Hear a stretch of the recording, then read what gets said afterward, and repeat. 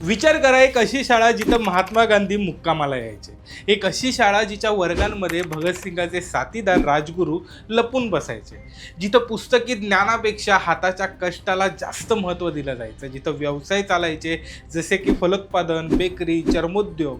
हे शब्द वाचून तुम्हाला वाटेल की मी एका फॅक्टरीबद्दल बोलतोय, तर नाही. मी बोलतोय अकोल्याच्या टिळक राष्ट्रीय सरस्वती मंदिर या ऐतिहासिक शाळेबद्दल. पण आज ही शाळा ओस पडली. वर्गात मुलांचा आवाज नाहीये, तर फक्त शांतता आहे. पण ही शांतता नैसर्गिक नाहीये, तर ही शांतता निर्माण केली आहे. 67 एकर जमीन, विमानतळाच्या बाजूला असलेली अकोल्याची मध्यवर्ती भागातील ही कोट्यावधींची जमीन आज कोणाच्या निशाण्यावर आहे? एका गौरवशाली इतिहासाला राजकीय गलिच्छ राजकारणाचं ग्रहण कसं काय लागलं? आजच्या या व्हिडिओमध्ये आपण ही पूर्ण क्रोनॉलॉजी इन डेप्थ समजून घेणार आहोत. तेव्हा हा व्हिडिओ शेवटपर्यंत नक्की बघा. गोष्ट सुरू होते 1919 मध्ये. लोकमान्य टिळकांनी देशाला चतुसूत्री दिली. त्यातलं एक सूत्र होतं राष्ट्रीय शिक्षण.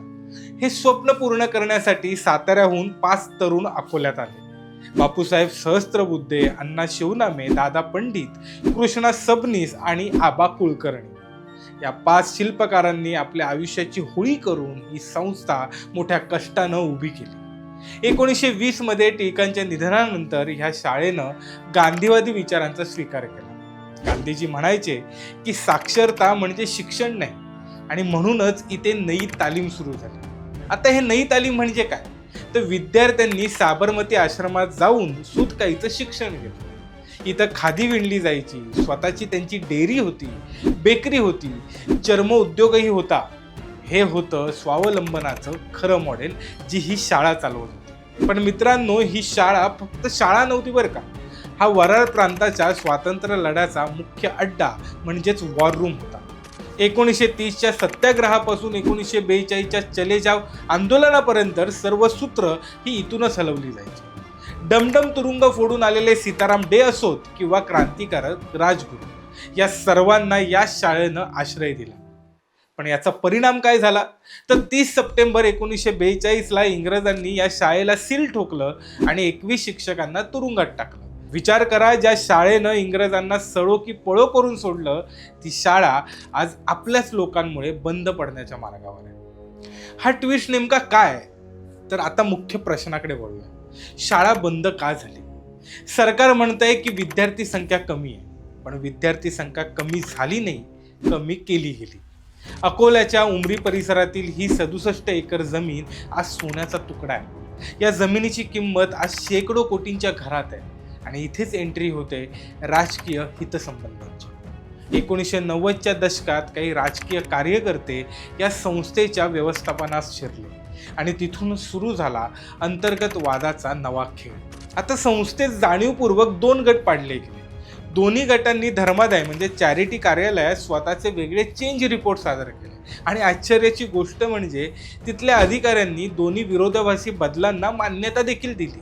आणि या वादात शाळेचे महत्त्वाचे ऐतिहासिक रेकॉर्ड्स, जमिनीशी संबंधित काही अहवाल रहस्यमयी पद्धतीने गायब झाले. शिक्षक भरती थांबवली गेली, सुविधा बंद केल्या गेल्या. परिणाम, पटसंख्या कमी झाली, आणि मग नियम सांगून शाळा बंद पाडण्याची अधिकृत तयारी झाली.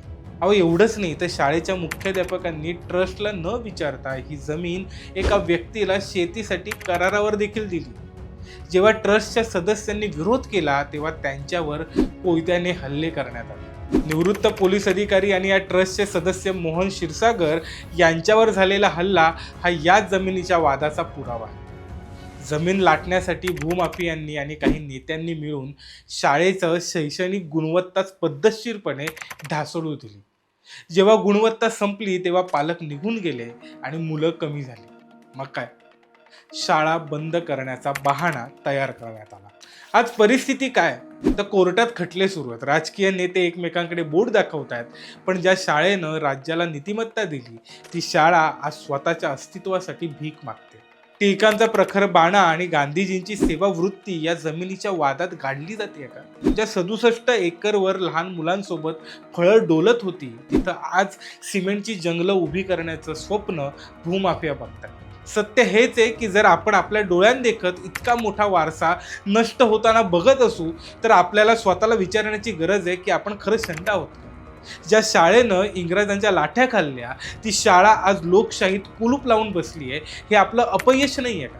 मित्रांनो, हे फक्त अकोल्यातलं प्रकरण नाही आहे. महाराष्ट्रातील अनेक ऐतिहासिक संस्था आज अशाच जमिनीच्या वादात अडकल्या. जर ही 67 एकर जमीन बिल्डरच्या घशात गेली तर टिळक आणि गांधींच्या विचारांचा शेवटचा अवशेषही कायमचा पुसला जाईल.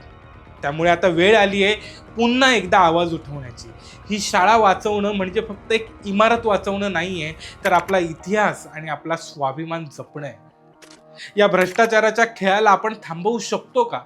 कमेंट्समध्ये तुमचं मत नक्की सांगा आणि हा व्हिडिओ जास्तीत जास्त शेअर करा, जेणेकरून अकोल्याच्या या ऐतिहासिक वारशाचं कुलूप कायमचं उघडलं जाईल.